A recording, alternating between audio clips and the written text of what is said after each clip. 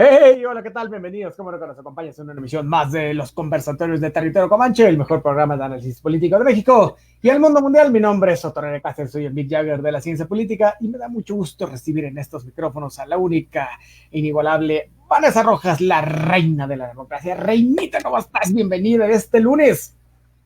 ¡Ay, pues está re bueno, ¿verdad? Pues hoy es un excelente lunes y tengan un excelente inicio de semana para todos. Entonces, pues vamos a dar lo mejor de cada uno, pues para que tengamos resultados increíbles. Entonces, pues Oye, ya espera, sabe espera, que espera. usted muy No, bien. ¿Perdón? no, dime.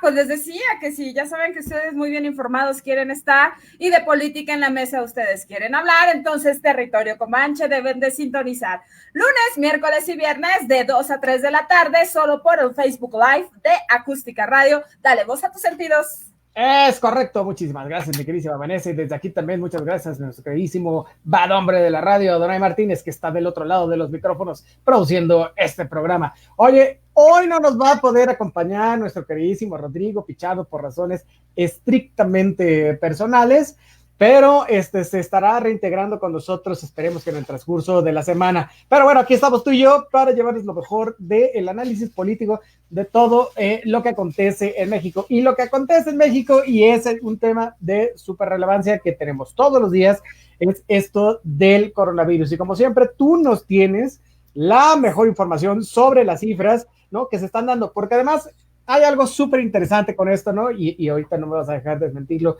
con las cifras que te vas a aventar, que es que hay una controversia enorme acerca del uso, ¿no?, del semáforo, ¿no?, epidemiológico. Iba a decir el semáforo rojo, pero en realidad es el semáforo con los 4 colores, ¿no? Y en la Ciudad de México, en particular, la doctora Claudia Sheinbaum se ha puesto a la tarea de ser un poco más, digamos, humana en cierto sentido, ¿no? Y no estar como con los cánones que marcan desde la presidencia de la República en cuanto a la utilización del semáforo. Entonces, podría suceder, ¿no?, que en el transcurso de esta semana o la siguiente regresemos al semáforo rojo en la Ciudad de México, lo que trae consigo un montón de limitaciones, que es, por supuesto, la apertura de comercios, el tránsito de la gente, el regreso a las actividades laborales,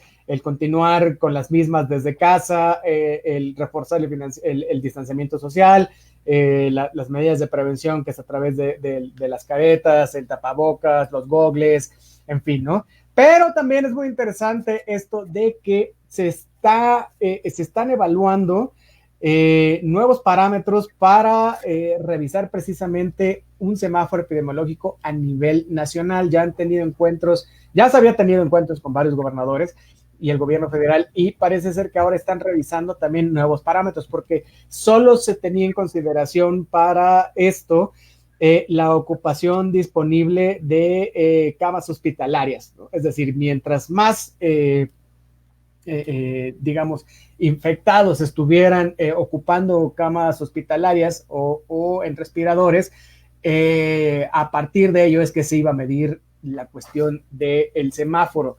Y al parecer ahora también se van a tener otros parámetros, insisto, ¿no? ¿Cuáles son? Se están definiendo, pero podríamos pensar que muchos de ellos tienen que ver también con los infectados, con las pruebas, y con la cuestión económica, en fin, ¿no? Entonces, es todo un mundo de cosas que nos están sucediendo, ¿no? Y además, tener en cuenta las cifras, ¿no? Que a mí me parece que estas nuevas mediciones del semáforo están bien encaminadas, ¿no?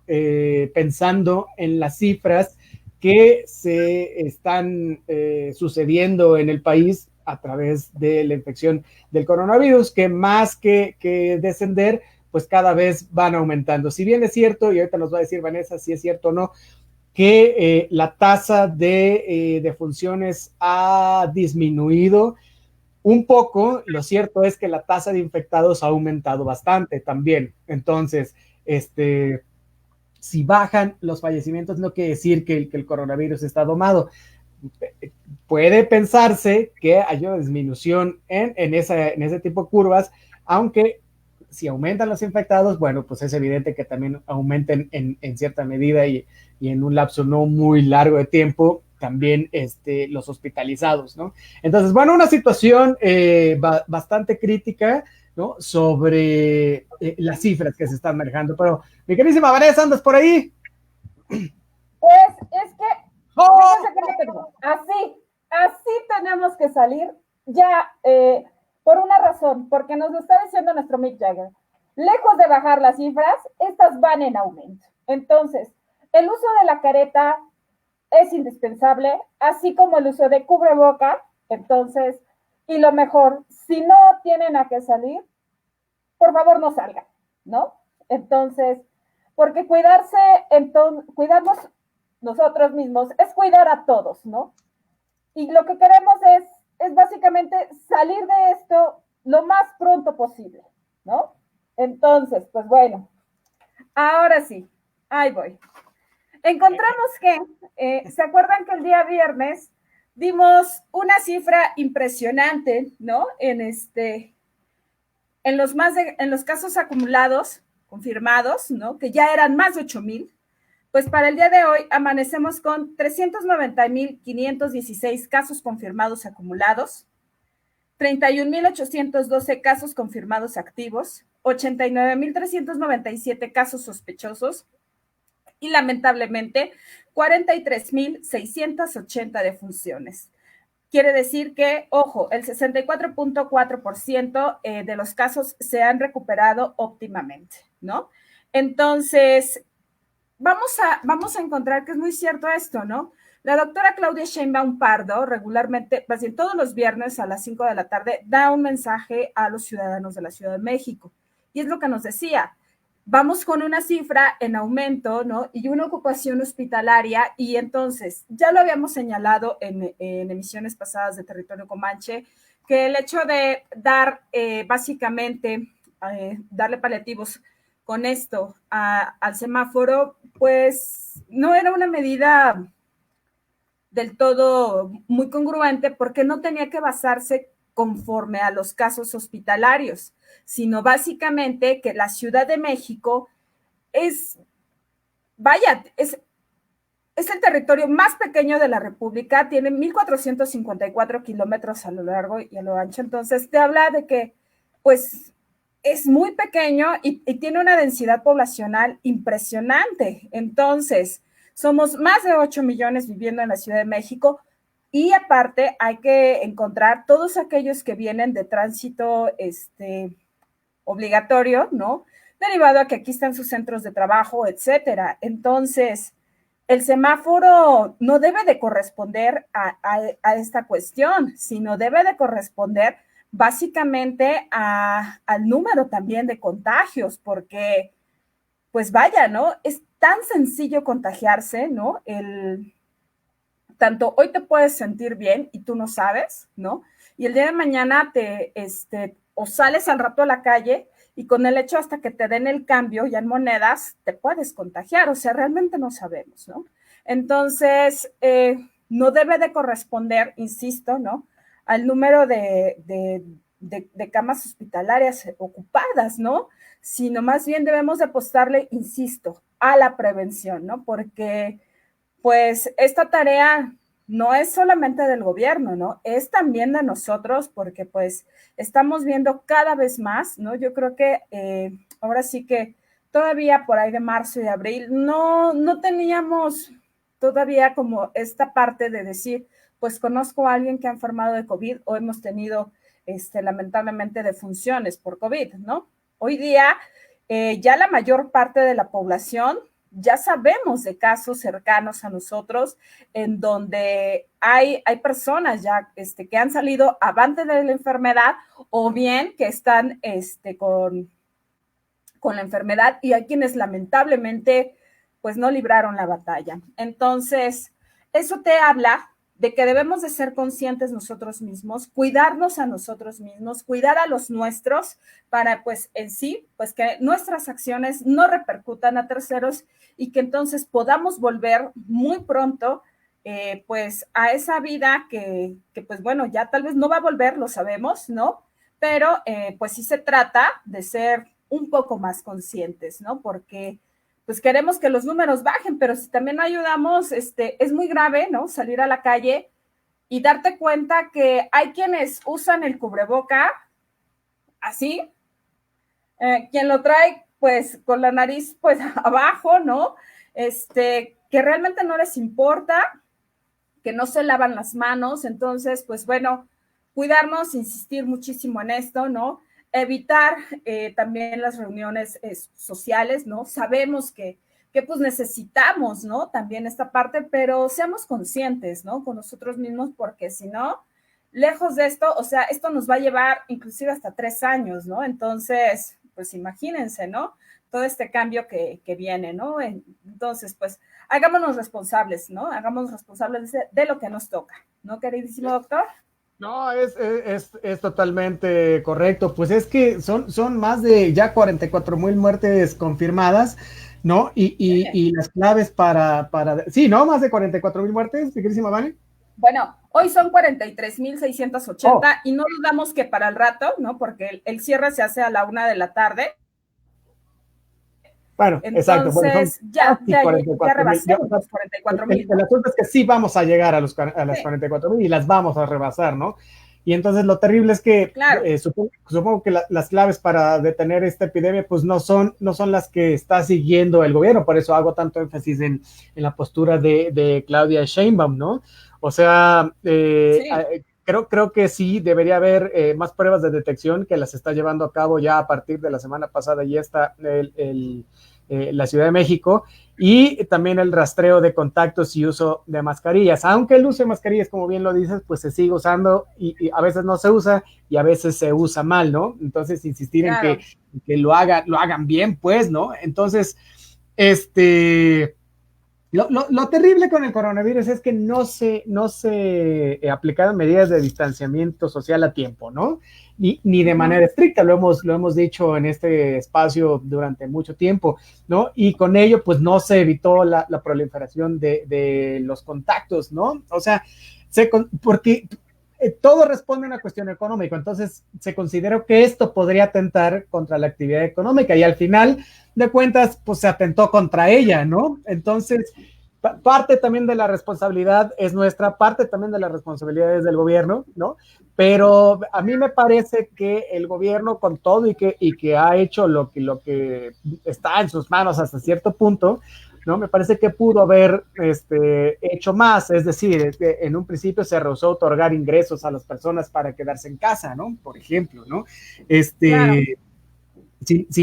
Mira, al final sin este sustento, o sea, el que no se les dio, pues no se pudo evitar que millones de familias observaran la sana distancia y tuvieran que salir a ganarse unos centavos para poder paliar sus necesidades primarias, ¿no?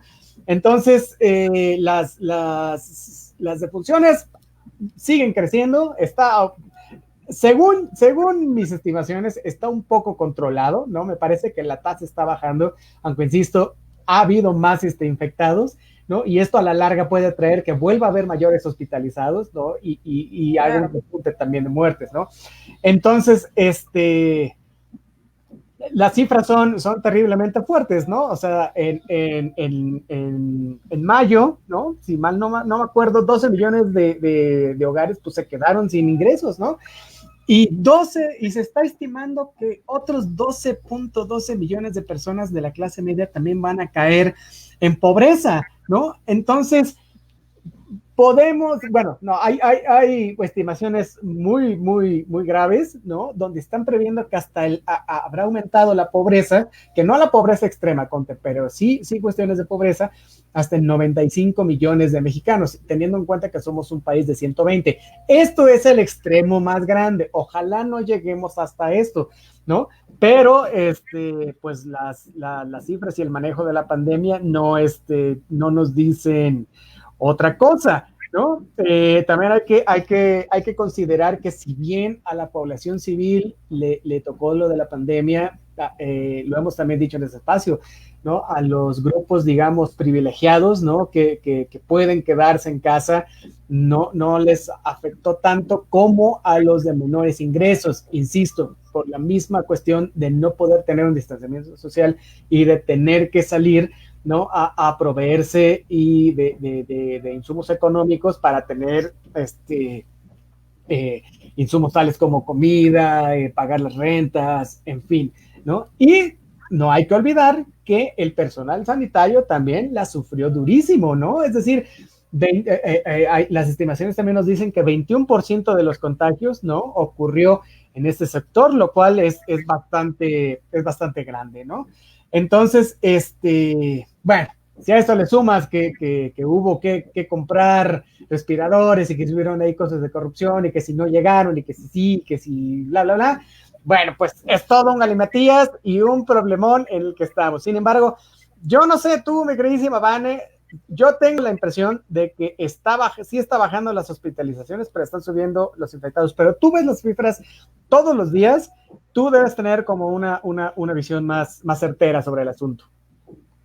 Así es. Si bien es cierto, en cuanto al número de hospitalizaciones está bajando, pero te habla de un repunte impresionante, ¿no? En el número de contagiados, lo cual quiere decir que muy pronto esos contagiados van a utilizar esas camas, ¿no? Entonces, no está controlado. Es muy cierto lo que dijo el doctor Hugo López-Gatell, ¿no? Que es una pandemia doble, ¿no? Más bien triple, en el sentido de que, pues, uno, ¿no? Como bien lo señalas, tiene que ver con el embate a la pobreza al que nos vamos a enfrentar, ¿no? Lo cual quiere decir que, ojo, ahorita que hemos salido a trabajar y estas cosas, en pleno semáforo naranja, pues la realidad es que tenemos que salir porque tenemos que comer, o sea, de eso te habla, ¿no?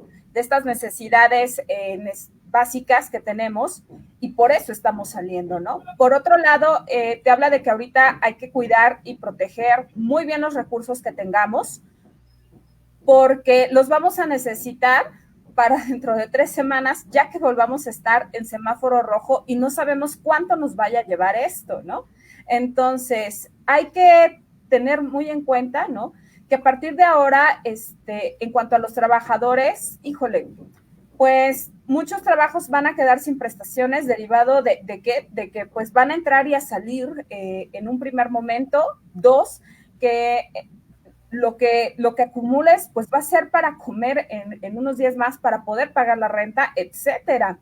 Y por otro lado, aquellos que han decidido y que han optado por estas plataformas digitales van a ser los que van a salir inmediatamente. Por otro lado, estamos viendo que muchos negocios se están quebrando, ¿no? Entonces, o te mueres de hambre, o te mueres por COVID, o entonces simplemente te quedaste en la pobreza, como ya se señaló, ¿no? Insistir en esto, híjole, para el día de hoy, o sea, son 390,000 casos confirmados, ¿no? Y ojo, tan solo de los que se están haciendo las pruebas correspondientes para el COVID, ¿no? Porque hay mucha gente que es asintomática, entonces todavía falta sumarles todos estos síntomas, ¿no? Lamentablemente, sí tengo casos confirmados, ¿no? En donde hay gente que ha muerto por COVID y ni siquiera sabía que lo tenían, ¿no? Entonces, pues te habla de que no se está teniendo un control total sobre la pandemia, ¿no? Y que entonces esto nos ha excedido, nos ha rebasado. Andrés Manuel López Obrador ya corrigió, por fin, ¿no? Corrigió en el sentido de decir, pues bueno, ¿no? Sí fue muy fuerte lo que está pasando con la pandemia, ¿no? Y lejos de demostrar que qué bueno que llegó la pandemia para poder decir que todo estaba en orden, ha señalado ahora que pues los casos son impresionantes, ¿no? Y que va a dejar a México en una crisis sumamente profunda, ¿no? Entonces, pues bueno, ¿no? Tengamos mucho cuidado.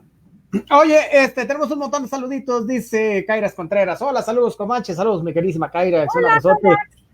Dice Chris Jam Jumper, hola, muy buen inicio de semana, muchísimas gracias, buen inicio de semana para ti también, para todos los comanches. Dice Sandy González, saludos, mi queridísima Sandy. Emilina García, saludos hasta el Estado de México, mira nada más, saludotes. Hola. Dice Caires Contreras, en el Metrobús tienen que subir los supervisores o policías con celular en mano para recordarles que se coloquen los cubrebocas de manera adecuada y que ya es obligatorio el uso del mismo. Es correcto. Es terrible que la gente no entienda que en todos los lugares públicos no tiene que hacer uso del cubrebocas. La verdad es que tenemos una cultura ahí desastrosa que nosotros mismos hemos alentado y que el gobierno también ha ayudado un poco en esto. Dice Fernando Aguinaga, hola Vanessa. Hola Fer, ¿cómo estás? Un abrazo. Uno más para el boleto dorado. Oye, dice Mariano Gómez. Hola chicos, buenas tardes, mi queridísima Mariana, gracias por escucharnos, dice Fernando Guiñaga. O Roma, creo que le faltó este comentario, pero bueno, ahorita nos lo vuelvo a poner. Dice Rocío Viloria, qué mal panorama, pobre México, lleno de mexicanos que no creen en la desgracia que nosotros la producimos. Pues sí, pues nosotros somos también culpables, ¿no? Hasta cierto punto. No hay que asumir nuestra responsabilidad en esto, es correcto. Un saludote a Rocío Viloria, que ya nos había abandonado un poco, pero se regresa y se conecta nuevamente. Bienvenida. David Galindo, saludos, mi queridísimo David Galindo. Oye, en relación al comentario que hace Rocío Viloria, ¿no? Acerca de las desgracias que nosotros producimos, pues desgracias también son las que vivimos en el país con otros temas, ¿no? Y me refiero con esto al caso específico de Emilio Lozoya Austin, que está causando muchísimo revuelo, ¿no?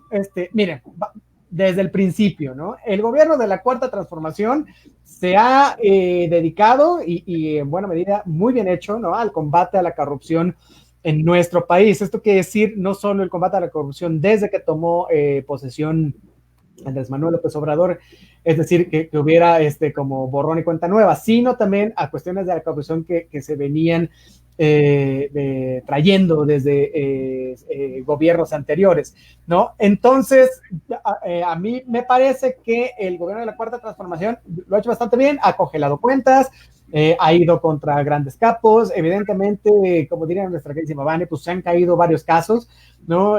Por mala integración del proceso, en fin, ¿no? Pero bueno, la piedrita de oportunidad ahí está, ¿no? Cuando se dice cómo se escribe la historia, pues se escribe a partir de estas cosas, ¿no? Cuando se empieza a construir, ¿no?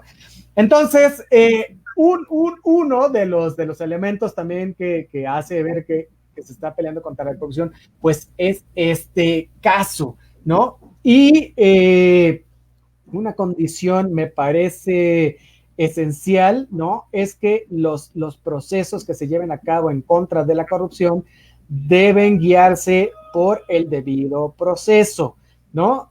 Esto a través de la Fiscalía General de la República, ¿no? Es decir, que no sea un interés partidista, ¿no? Sino que sea un interés de tipo nacional. ¿Esto qué quiere decir? Que no sea para un grupo o para beneficiarse de algo, sino que de verdad sea por el bien de la nación para que no vuelva a ocurrir. O sea, que se marque una diferencia, ¿no?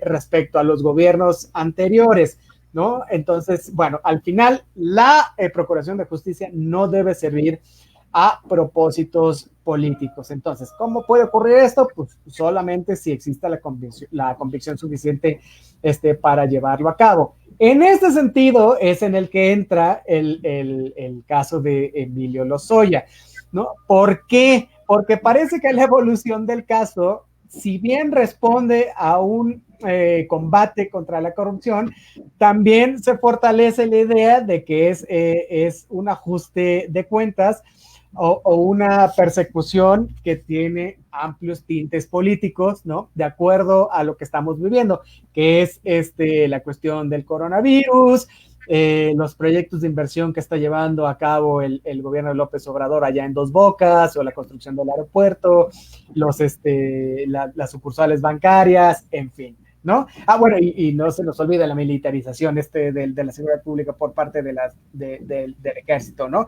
Entonces, el asunto es que ya llevamos 10 días que el exdirector general de Pemex, que es Emilio Lozoya Austin, regresó a territorio nacional, ¿no? Y entonces parecería que su caso no es más de justicia penal, sino de justicia popular. ¿Por qué? Porque se han filtrado un montón de declaraciones, ¿no? Acerca de los temas de los que vino Lozoya a hacer, que es a cantar contra un montón de gentes, ¿no?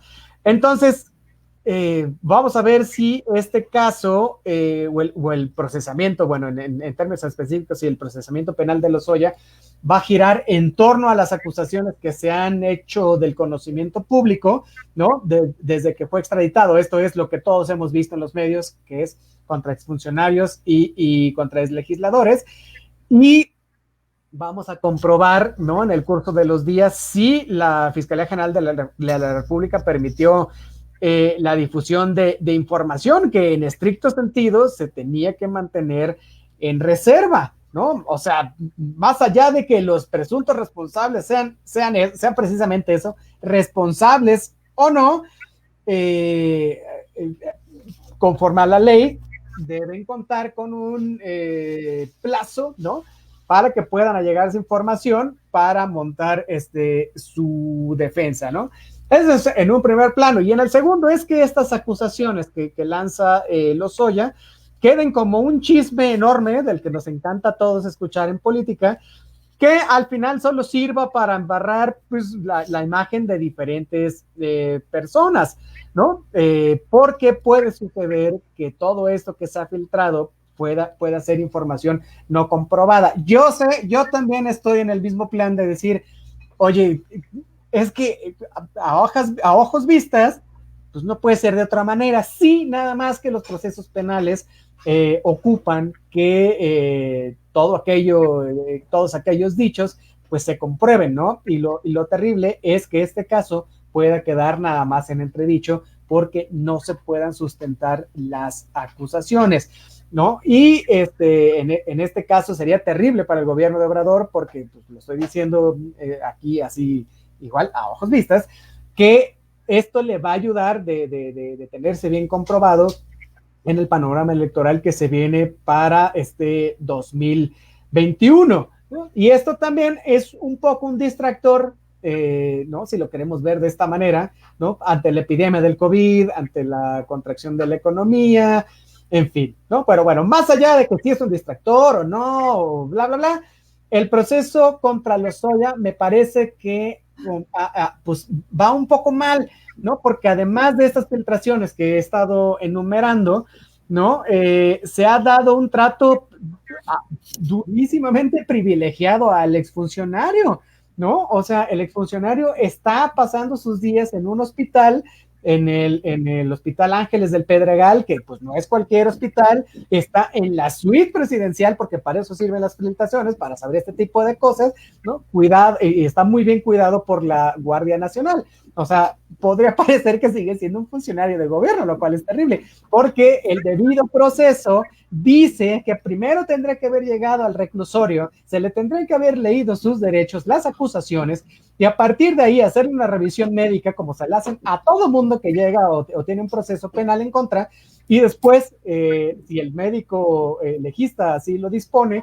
pues se hubiera ido al hospital a cualquiera que ya el gobierno hubiera decidido, ¿no? Pero se montó todo un operativo donde salieron unas camionetas que sí iban al reclusorio y atrás de ellas se fueron los reporteros y entonces se fueron otras al hospital. En fin, no entiendo por qué, entiendo la parte de la seguridad de Lozoya, ¿no? Que amerita el caso, ¿no? Pero no tendría por qué haber sido un engaño hacia los medios de comunicación. La verdad es que eso me parece terrible, ¿no? Y bueno, ya hemos dicho también en este espacio que Lozoya se está acogiendo al llamado criterio de oportunidad. Entonces, de esto se va a beneficiar Lozoya, porque ¿qué dice el criterio de oportunidad? Bueno, que él puede reducir su condena o incluso no tener una condena si aporta elementos de prueba, ¿no? Que impliquen a alguien más, que hubiera estado en un escalón de poder y responsabilidad más alto que él. ¿Esto a qué apunta? Bueno, pues apunta a Luis Videgaray Caso, que para esto era en ese entonces el secretario de Hacienda y el segundo hombre más poderoso, y en última instancia sería para Enrique Peña Nieto. Y ahorita vamos a decir por qué podría ser indiciado Peña Nieto o cómo podría ser indiciado, más allá de las puras suposiciones, que yo sé que todos nos las creemos, ¿no? Incluidos los comanches, pero es terrible que tengas que probar algo, bueno, porque además así es la ley y de manera justa tendría que ser así para todos. Sin embargo, ya sabemos que en este país pues difícilmente esto se da, ¿no? Entonces, mira, hablando un poco de los legisladores que están embarrados en esto, supongo que nadie va a meter la mano al fuego por ellos. Están implicados gentes del PAN, de Movimiento Ciudadano, varios del PRI. Y ahorita vamos a hacer un recuento. Esto que le estoy diciendo solo es, ¿no? Un panorama general de lo que ha sucedido con Emilio Lozoya Austin. Pero bueno, ya vamos a ver si solo panistas, priistas o perredistas se fueron víctimas de la corrupción en aquella legislatura, ¿no?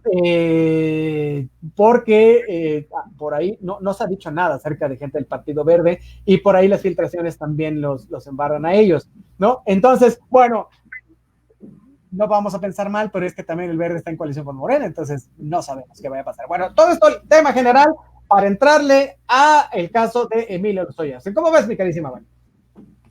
Te habla de una corrupción a nivel institucional en la 62ª legislatura para poder aprobar esta ley de hidrocarburos, ¿no? En la reforma madre de 2013, ¿no? Pues con Enrique Peña Nieto, ¿no? Y pues bueno, todos los casos, ¿no? Tanto Lozoya Austin como Ayotzinapa, Duarte, todo señala para Enrique Peña Nieto, porque pues él era el primer mandatario, ¿no? Eso en un primer momento, y también hay que entender cómo Emilio Lozoya Austin, como bien lo señalas, no pisó el reclusorio norte, y cómo ha cambiado básicamente la calidad jurídica que tenía, ¿no? En un primer momento de imputado, y hoy pasa a ser testigo protegido, ¿no? Por toda la información que él tiene, ¿no? Y sobre todo por algo muy importante, ¿no? Por salvar a su mamá, ¿no? Por salvar básicamente a sus mujeres, porque entre estos casos, pues estamos hablando de que está indiciada su mamá, su hermana y su esposa. Entonces, está toda la familia de Lozoya Austin embarrada en el tema, ¿no? Entonces, ahí tenemos que, pues básicamente eso es lo que está negociando y nunca antes habíamos visto esta parte, como hoy día se ve, ¿no? En donde están surgiendo nombres ya de manera muy puntual. Entonces, ¿por qué negociar esto? Porque, pues bueno, la que está iniciada es Hilda Austin, de 71 años, ¿no? La madre de Emilio Lozoya, ¿no? Y esta señora, pues, no pudo comprobar los más de $185,000 en la cuenta de su mamá por una razón, porque ella es profesora. Entonces, como profesor, es complicado, ¿no? Poder demostrar de dónde proviene, pues, esta lana, ¿no? O sea, sí, pues uno dice, ah, caray, ¿no? O sea, uno cuando se mete a este rollo pues de la academia, sabes que se hace por amor al arte, ¿no? Sabes que es para complementar, entonces, y es porque te gusta, ¿no? Retribuir un poco a la sociedad, ¿no? De lo mucho que se te ha brindado, por ejemplo, la educación, ¿no? Uno lo hace por amor al arte, porque ser profesor, perdón, pero te mueres de hambre, ¿no? O sea, a menos que tengas un supergrado en el SNI, ¿no? Que seas un super investigador, ¿no? Que estés patrocinado tanto por el CONACYT y por el CIMBESTAF, yo qué sé, puedes vivir pues medianamente bien con eso, ¿no? Pero de ahí en fuera, pues sí está complicado, ¿no? Entonces, por eso doña Hilda, pues, está bajo arraigo domiciliario. ¿Por qué? Pues porque tiene 71 años de edad. Entonces, para poder limpiar esto, ya nos están diciendo, Emilio Lozoya Austin ya está dando nombres, ¿no? Entre estos están, por ejemplo, ¿no? El coordinador de dirección general de Pemex, ¿no? Y el coordinador del enlace legislativo de Pemex, Y bueno, ¿dónde estaba todo esto?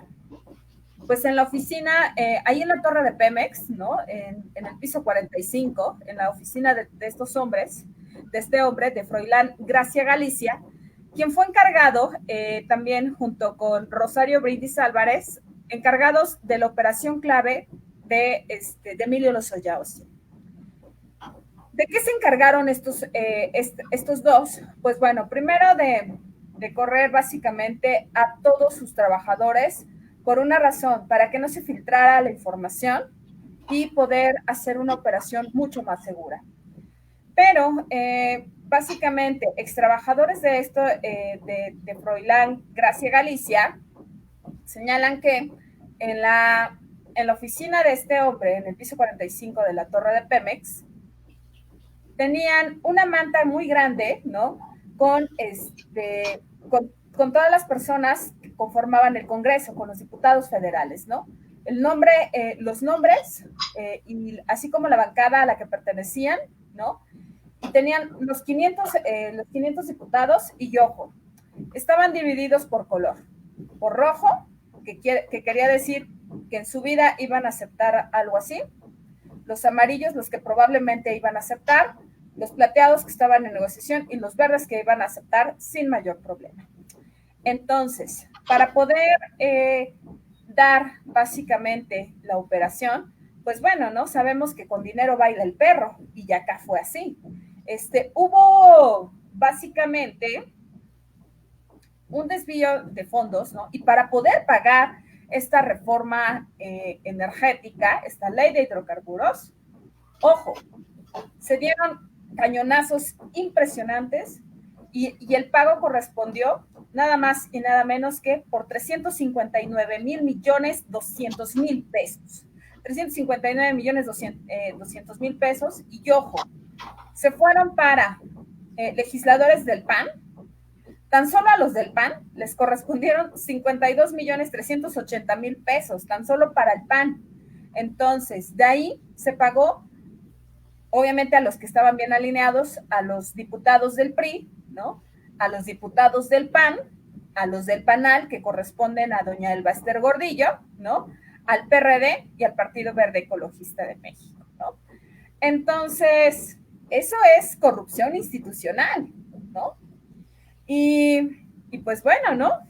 La 62ª legislatura, en ese entonces, habrá que rendir cuentas, ¿no? Tiene que rendir cuentas y aquellos legisladores tendrán que ser llamados. ¿Para qué? Para saber por qué, cuáles fueron las razones, aparte de los cañonazos excedentes, ¿no? En las cuentas de cada uno, de por qué aprobar una reforma que marcaba un retroceso para México, ¿no? Y que pues bueno, ¿no? Nos implicaba dar un salto, pues para atrás, como los cangrejos, justo como en el año de, pues bueno, ya lo habíamos vivido en el Porfiriato, ¿no? ¿Y por qué no vivirlo otra vez? Bueno, ¿qué tal? Oye, fíjate que es muy interesante esto que dices acerca de los legisladores, ¿no? Porque según el escrito que presenta Emilio Lozoya a las autoridades mexicanas, ¿no? Fue que habría él recibido instrucciones, y lo que decíamos hace ratito, de Luis Videgaray, ¿no? Que a la sazón era secretario de Hacienda, para dar 52,380,000 pesos a legisladores del PAN, ¿no? Precisamente para aprobar la reforma energética, ¿no? Y de ese monto, Videgaray habría pedido que 6,8 millones de pesos se pusieran en las manos de Ricardo Anaya, que no solo era presidente del PAN, sino era también presidente de la Cámara de Diputados. Por cierto, digo, Anaya ya salió a decir que esto es totalmente falso, ¿no? Yo creo que Anaya no habrían tenido que convencerla, han salido un montón de memes sobre esto. Estaba totalmente de acuerdo con estas reformas, no creo que el PRI bien se pudo haber ahorrado ese dinero, ¿no? Para convencer a alguien que ya estaba convencido, ¿no? Si a alguien tenían que que sobornar, pues eran los legisladores del PRI, porque aceptaron la reforma a regañadientes, varios de ellos. Solo hay que revisar los videos que están ahí en varias plataformas o también los periódicos de ese momento, ¿no? También a los del PRD y Movimiento Ciudadano, porque muchos votaron en contra, ¿no? Y a los panistas, pues en realidad no había que sobornarlos tantos para obtener su voto, ¿no? Pero bueno, una parte de la información también más detallada y declarada también por Lozoya, ¿no? Es que se afirma que Odebrecht pagó $4 millones a la campaña presidencial de Enrique Peña Nieto y 6 millones ya durante el gobierno peñista para obtener contratos, que estas son las dos partes con Odebrecht que se están revisando, ¿no? Una a posteriori y una antes de que sucediera, ¿no? Entonces son $10 millones, 4 para la campaña y 6 para después de la campaña. Digamos que $4 millones funcionaron para que pudiera ganar Enrique Peña Nieto, que llevaba una ventaja abrumadora de todas formas, y los otros 6 sí fueron totalmente, las dos son corrupción, pero digamos que los otros 6 millones sí ya no fueron a parar a algo que se pudiera utilizar, sino que fueron a los bolsillos de quién sabe quién, ¿no? Para sobornar legisladores y obtener contratos, ¿no? Entonces, pues también se le han presentado a Emilio Lozoya estas compras irregulares de agronitrogenados, ¿no? Por Pemex, lo cual fue a través fue denunciado por la Auditoría Superior de la Federación. Y los dichos, el asunto es que se han sustentado a partir de las afirmaciones de los ejecutivos de la firma, ¿no? Ya veremos si el rastreo de las transferencias puede confirmar esto. Esperemos que sí, ¿no? Ahora, en el caso de los legisladores, habrá que ver, y no crean que no quiero que los lleven a juicio, a mí me encantaría que los lleven a todos sus juicios, y si hiciera un maxi proceso. Ahorita voy a estar el maxi proceso. Bueno, de una vez. ¿Por qué? Porque se haría un maxi proceso si van en contra de Luis Videgaray, pero también si van en contra de Enrique Peña Nieto, ¿no? Sería la primera vez en la historia, ¿no?, del país en que sucedería algo de este tipo, y esto manda una llamada de atención para cualquier otro gobernante que quiera hacer una situación de este tipo. Ya hubo un maxi proceso en Brasil, no, ya hubo procesos, a mí me sorprende mucho que haya habido también maxi procesos en Centroamérica, ¿no? Específicamente en Guatemala ha habido maxi procesos, se han iniciado también a los presidentes, lo cual pues nos deja muy atrás en cuestiones de justicia. En fin, esto podría ser un hito en la historia moderna del país, ¿no? Pero bueno, en el caso específico de los legisladores, habría que ver qué pruebas hay, además de las afirmaciones de Lozoya. Por ahí están los videos, ¿no?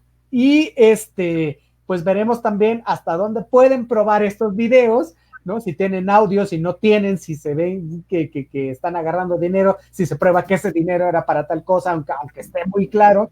Creo que la Fiscalía General de la República tiene que meter mucho empeño en eso, ¿no? Entonces, bueno, lo paradójico de esto que hablamos de los legisladores y sobre todo del PAN, ¿no? Es que Enrique Peña Nieto pues se haya gastado millones de pesos para sobornar a quienes por convicción pues ya respaldaban la reforma energética, ¿no? Pero bueno, supongo que les tienes que dar a todos el cuchupo si no quieres que nadie hable y diga cualquier tipo de cosas que no quieras que se sepa, ¿no? Entonces, bueno, todo un galimatías, y mira, esto sí ya es nada más decir, bueno, lo que tú estás comentando acerca de los pisos donde se paseaba el dinero, ¿no? Y perdón por molestarte, pero ¿sabes qué? Cuéntalo tú, porque está increíble esto de cómo se lo metían en ¿cómo se llama? En maletines y se lo llevaban. Y está increíble. Pues bueno, ¿cómo operaban, por ejemplo, Froilán Gracia Galicia y Rosario Brindis Álvarez? Pues bueno, de una manera de verdad increíble. O sea, no das crédito, bueno, yo no doy crédito de cómo utilizaban los aviones de la Fuerza Aérea, ¿no? Metían el dinero en maletines, ¿no? Y entonces los comandantes de la Fuerza Aérea simplemente no sabían, porque así está, tal cual, no sabían básicamente qué estaban transportando. Sabían que transportaban a funcionarios de Pemex, nada más, ¿no? pero no tenían conocimiento de lo que llevaban en esas maletas, ¿no? Entonces, eran los sobornos correspondientes para estos 500 diputados, ¿no? Bueno, no 500 porque no todos aceptaron, ¿no? Entonces, y bueno, ¿no? Si de por sí ya te había hablado de este nivel de corrupción, ¿no? Por ejemplo, de que no se pudo comprobar los recursos de dónde provenía, por ejemplo, la casa de Malinalco de Luis Videgaray, ¿no? Que allá está, ¿no?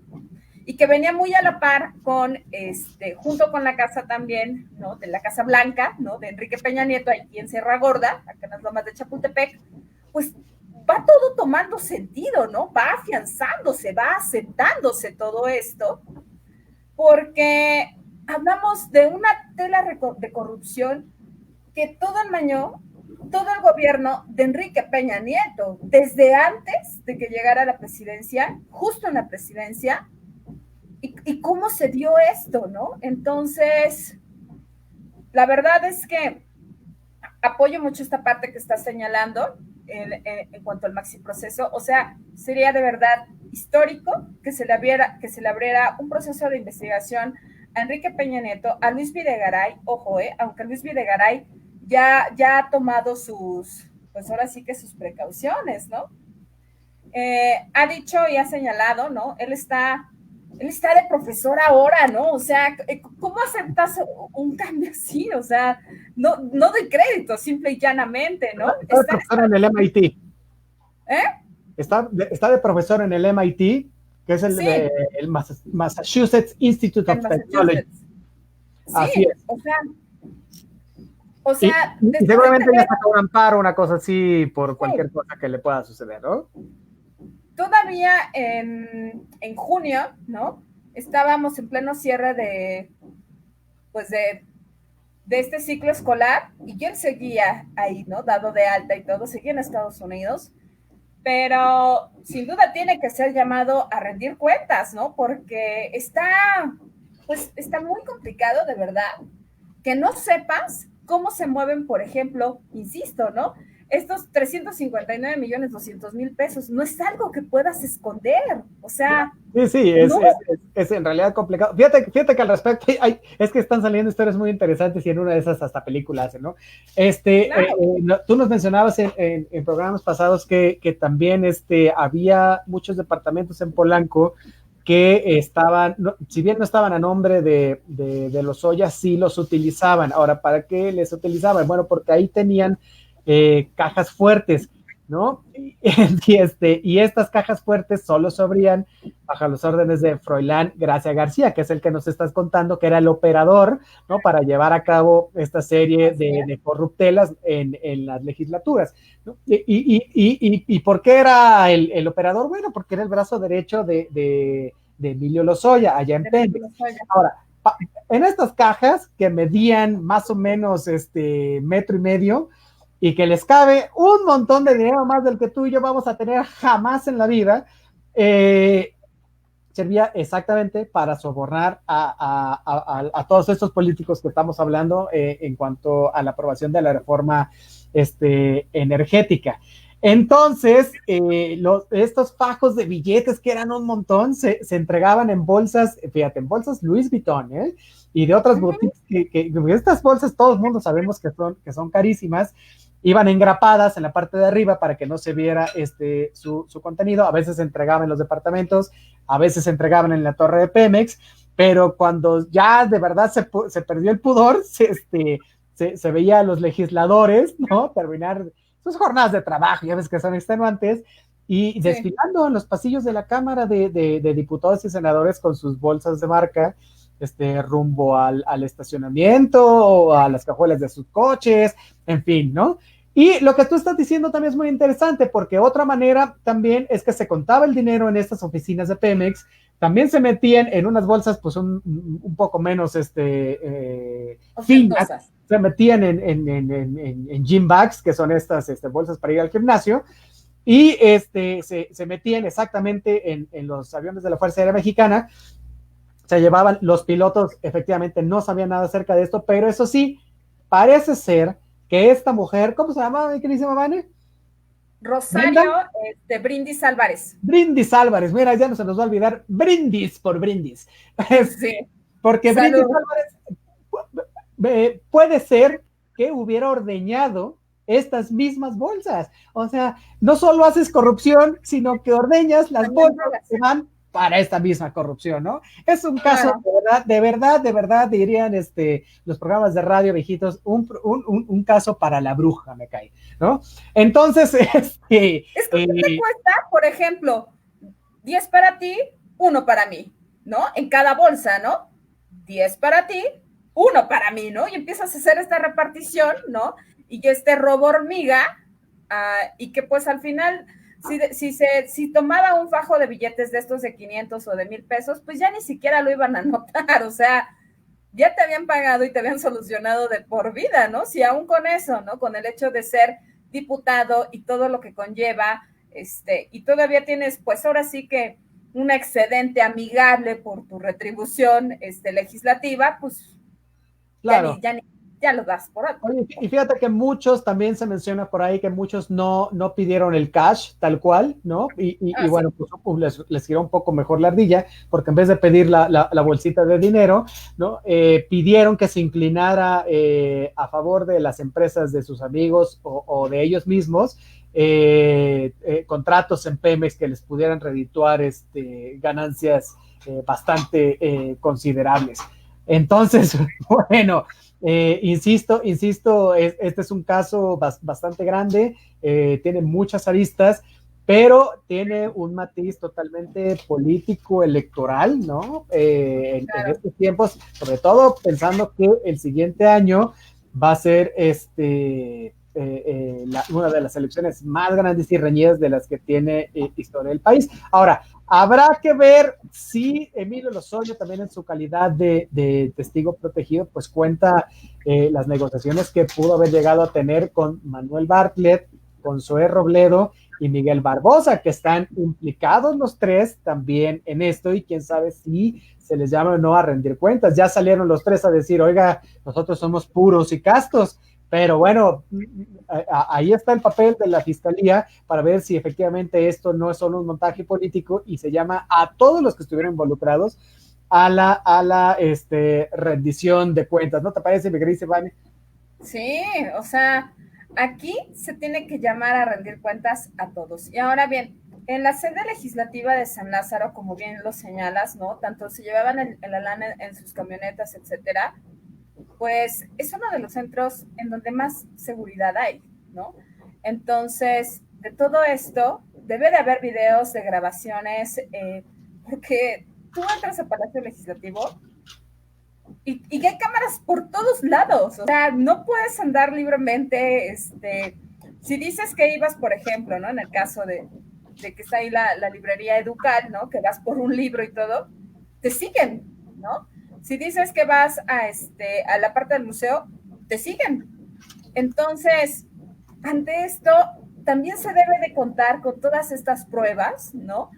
Que señalan, pues, que van a apuntar de manera directa tanto a los legisladores del Movimiento Ciudadano, ¿no? Como los del Partido Verde Ecologista, PRD, PAN, PRI, todos estos, y de cómo fue, ¿no? Porque, como bien lo señalas, ¿no? O sea, ya quisiera yo una bolsa Luis Butón, digo que sí la quiero, ¿no?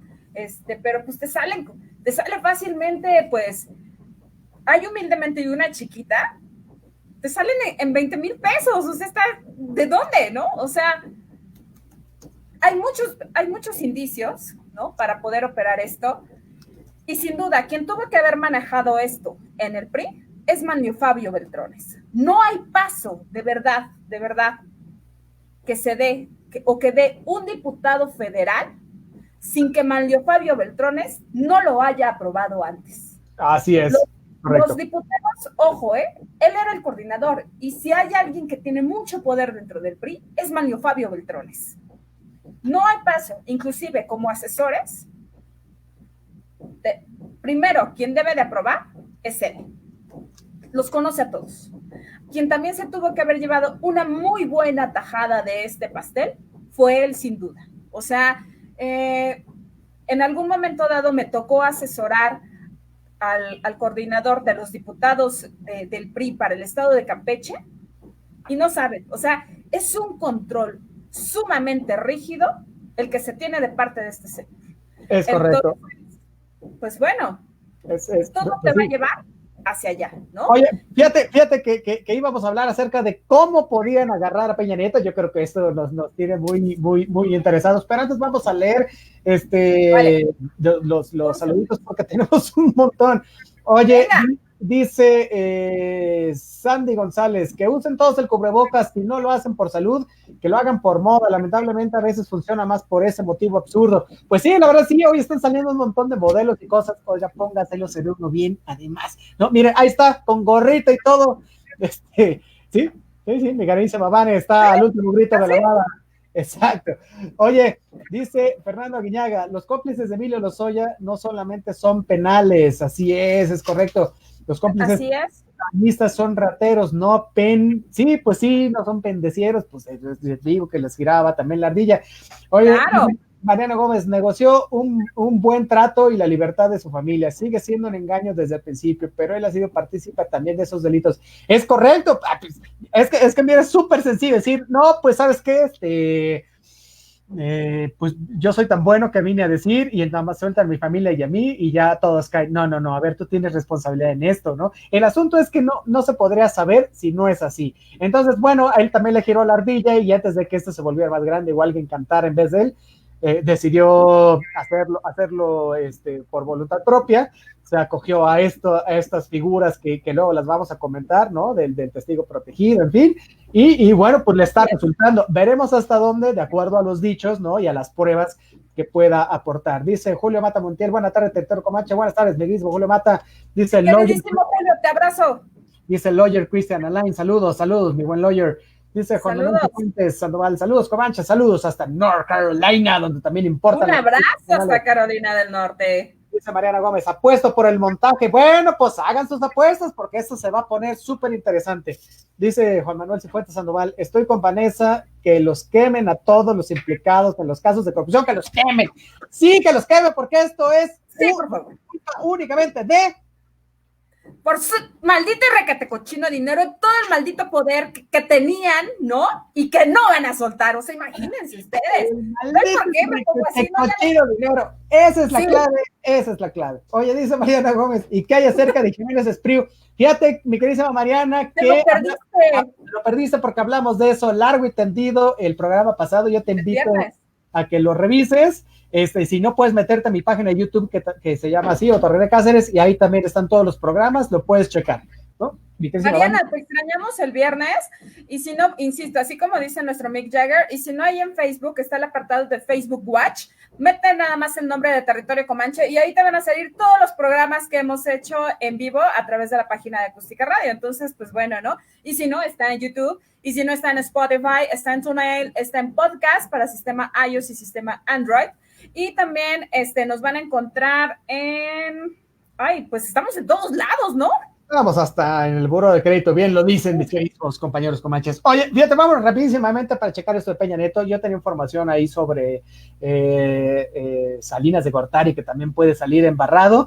Primero me voy a vetar esto de Peña, y si los quieren que hablemos de Salinas, pues me lo ponen aquí en el chat. Y si sí, nos tomamos un cachito más, y si no, pues no, de todas formas lo de Peña es buenísimo, porque mira, haciendo una revisión de todas estas declaraciones y filtraciones y bla, bla, bla, se ha sabido, o al menos es lo que se dice, porque no lo podemos dar por cierto, que Enrique Peña Nieto solía hacer los amarres también en su propia oficina. Imagínate, no solo en Pemex, sino también en su propia oficina, ¿no? Con los gobernadores o los legisladores que tuvieran mayor perfil. Esto es como Chicken Little, ¿no? El queridísimo Anaya y así, o sea, no se iban a ir con la chiquillada, sino con los legisladores de veras, los que mueven las cosas, ¿no? Entonces, eran votos, como ya nos dijimos todo el programa, votos a cambio de recursos presupuestales, ¿no? Entonces, una vez que asignaba pues los montos, levantaba el teléfono rojo de la oficina presidencial, que es emblemático aquí en México, y giraba la instrucción directamente a Fernando Galindo, que usted dirá, ¿y quién es Fernando Galindo? Bueno, pues era el subsecretario de egresos de la Secretaría de Hacienda, y entonces la instrucción era, dale tantos millones a tal o cual, y punto, ¿no? Entonces, ¿qué seguía a partir de esto? Porque no eran nada más las instrucciones del presidente, sino que era darle forma legal al asunto. ¿Cómo se llevaba a cabo esto? Pues se hacía una minuciosa operación a través de una complicada red de papeleo que pudiera guardar las apariencias. Ahora, esto me va a encantar y ustedes también. Esta operación era llevada a cabo por un hombre que nosotros dimos cuenta en este espacio que fue asesinado hace 2 meses en Morelos. Y cuando sucedió, aquí nosotros también dimos la noticia y dijimos quién era y por qué lo hacía. Al ratito vamos a poner el programa donde hablamos de eso para que usted, si tiene la curiosidad, lo puede escuchar. Entonces, dijo la fiscalía local que era un crimen pasional. Ahora, ¿cómo se llamaba este cuate? Isaac Gamboa Lozano. ¿Y qué hacía Isaac Gamboa Lozano? Bueno, pues se desempeñaba como titular de la Unidad de Política y Control Presupuestal de Hacienda, ¿no? Entonces, pues él se encargaba de hacer estos cuchupos para que todo fuera, para taparle el ojo al macho y fuera más o menos el legal, ¿no? Se etiquetaban pues este tipo de recursos para obras públicas y de ahí se iban quedando con lana, en fin, ¿no? Entonces, Isaac Gamboa es el que hacía el papeleo y las citas pues hacían en su oficina que están ahí en la Avenida Constituyentes, que ahí está la Secretaría de Hacienda, para el que no ha ido, pues ahí está. Y él era el último eslabón, ¿no? De estos moches que se pactaban en las negociaciones políticas con el presidente ahí en su oficina. Y Gamboa, cuando muere, pues se llevó muchos nombres y muchos números a la tumba. Y esto es importante porque él era el único que tenía esta información y entonces no es casualidad que de repente haya muerto por un crimen pasional. Eso es lo terrible con los juicios y las pruebas, que todos sabemos que no es así, sin embargo hay que probarlo, pero bueno, pues pasará la historia así, como el asesinado de un crimen pasional que sabía todo acerca de los cuchupos en Pemex, imagínate, ¿no? Bueno, pero no solo él sabía, ¿no? También hay un legislador priista que se llama Luis Miranda, que era muy amigo de Peña Nieto y también manejaba muchas cantidades de dinero para llevar a cabo lo que se conoce como operación política. Él estuvo como subsecretario de Gobernación y luego fue secretario de Desarrollo Social. Entonces, pues ahí están las participaciones que se puedan haber dado por instrucciones del entonces presidente de la República y que probablemente pudiera decir Lozoya Austin o pudiera corroborar. Entonces, bueno, pues que son un montón de cosas, ¿no? La operación de compra de votos, donde están implicados ahorita muchos gobernadores, donde estuvieron implicados muchos legisladores que ahora son senadores, en fin, ¿no? Entonces, vamos a ver si todo esto va a resultar en este proceso judicial que efectivamente lleve a una sentencia y que no sea solo una investigación sesgada, digamos, ¿no? En una cuestión política, sino que, como decíamos, pues le llegue a todo mundo el brazo largo y justo de la ley, ¿no, mi querida Vane? Pues por favor, ¿no? Aparte, todos sabemos, ¿no? Que quien empezó con el desmantelamiento del Estado fue precisamente, pues sí, inicia con Miguel de la Madrid Hurtado, pero quien fue el ícono de todo esto fue Carlos Salinas de Gortari. Lo que le faltó, ¿no? Que venía tanto por el sistema de salud como esta reforma energética, así como por la educación y todo lo que le llegó a faltar de las más de 500 empresas que pues básicamente con las que arrasó en su gobierno, pues la tarea fue encomendada a su lacayo y a su gran aprendiz, Enrique Peña Nieto. No había paso. ¿Perdón? Sí. No, dale, ahorita te digo un chiste. No había paso que no diera Enrique Peña Nieto porque Carlos Salinas de Gortari era quien estaba gobernando desde atrás. Entonces, realmente Enrique Peña Nieto se caracterizó por no ser un hombre muy brillante, siendo honestos, ¿no? Se confabuló simplemente por un manejo, ¿no? Pero quien siempre estuvo atrás de él y dando cada paso fue Carlos Salinas de Gortari. Si no se pudo consolidar en el gobierno de la reforma energética, inclusive también lo dijo Ernesto Zedillo, era algo impensable, ¿no? Quien lo consolidó fue Enrique Peña Nieto, ¿no? En 2013, pero fue gracias a todo esto que venía trabajando desde tiempo atrás. Entonces, sí. Pues sí. ¿No? Es correcto. Oye, fíjate, bueno, ya que tocas el tema, pues ya lo vamos a decir porque ya lo teníamos aquí, ni modo de dejar pues sí. Con la duda. Pero fíjate, a propósito de lo que estás diciendo de Miguel de la Madrid, él tenía una casa gigantesca en Coyoacán, ¿no? Mire, prácticamente una manzana. Esa casa cuesta 42 millones de pesos, más o menos. Pues adivina quién la compró. La compró Miguel Ángel Barbosa, el que es ahora el gobernador de Puebla, y la compró solamente por 10 millones de pesos, el angelito. Ahora, ay, entonces, esas son las cosas, sí, ¿va? Esas son las cosas que a uno lo llevan a pensar si hubo o no hubo corrupción por parte de gente que ahora está en Morena. Bueno, lo vamos a dejar ahí, es sumamente sospechoso. Ok, pero lo dijimos desde emisiones pasadas de Territorio Comanche, del caso de Emilio Lozoya Austin. En esta corrupción institucional van a caer de todos los partidos, y entonces gente muy cercana al presidente, y la corrupción va a llegar a esas altas esferas, porque la corrupción está tanto en las más bajas como en las más altas, y entonces tendremos que tener castigos ejemplares, ¿no?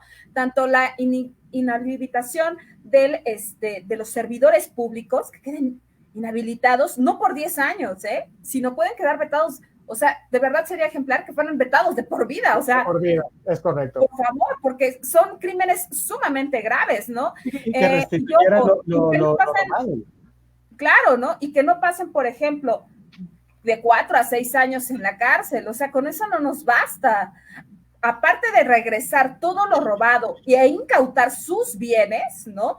Entonces, para poder empezar a resarcir, aunque sea tantito el daño que le hicieron a esta hermosa nación, implicaría, ojo, castigos ejemplares que fungieran penas. Ojo, sé que es imposible, ¿no?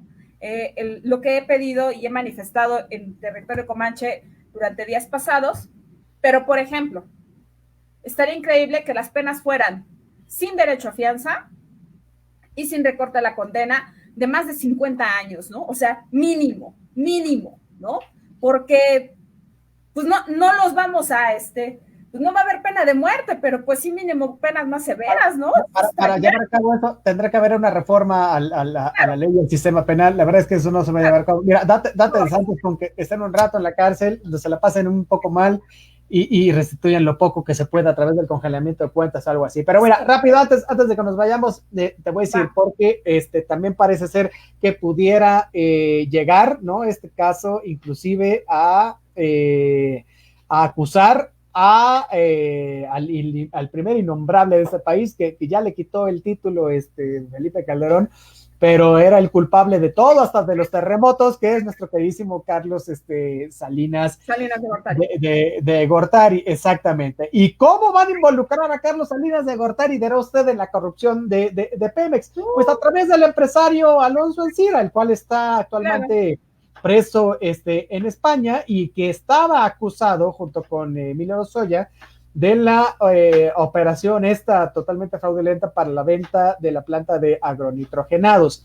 Entonces, en las declaraciones que ha empezado a emitir ante la fiscalía Emilio Lozoya, se supone que va a dar información detallada de esta operación, con lo que prácticamente estaría entregando Ancira, pues, con nuevos elementos para que el gobierno pueda reforzar el juicio de extradición.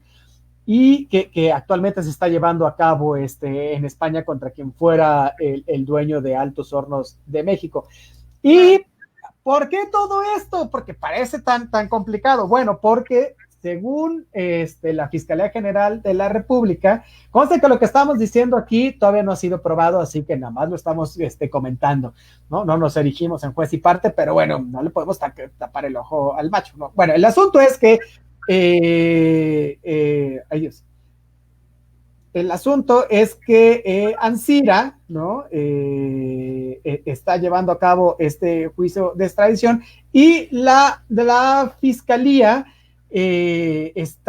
estaría diciendo que él diseñó la operación para la compra de agronitrogenados, ¿no?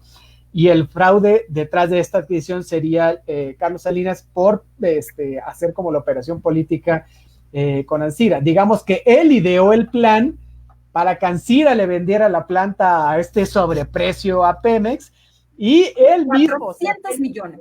Exacto, y él mismo convenció, o sea, Ancira convenció a Peña Nieto y quien a su vez le encargó esta operación a Luis Videgaray. Y entonces Luis Videgaray ya le dijo a Emilio Lozoya, oye, cómprate la chatarra a sobreprecio.